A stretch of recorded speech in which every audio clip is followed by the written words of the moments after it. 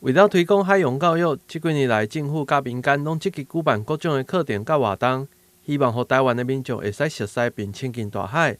其中，雅果游艇集团旗下的乐活海洋学院，为了扩大因的能量，特别甲台南的银海中学合作，规划海洋教育推广的计划。7月下午举办签约典礼，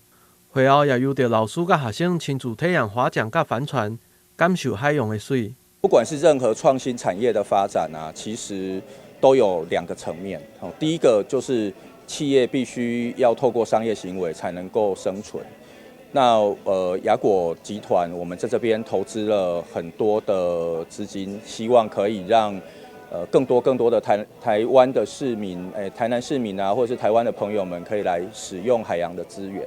但是我们觉得推广基层教育也很重要，因为教育才是台湾未来的希望嘛。所以我们希望能够透过教育，让更多的人有机会能够参与这个产业。Maybe 他们可能未来成为消费者，也可能成为中间的生产者。那从学校方向着手，其实是所有创新事业在发展的时候最佳的选择。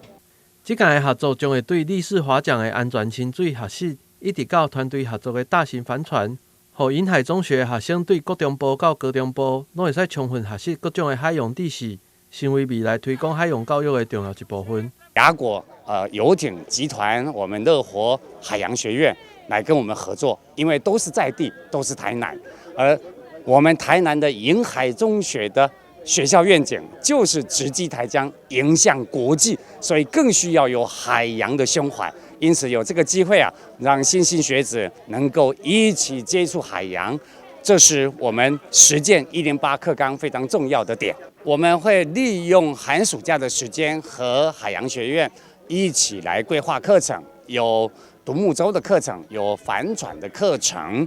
那这些课程当然都是一种探究与实作，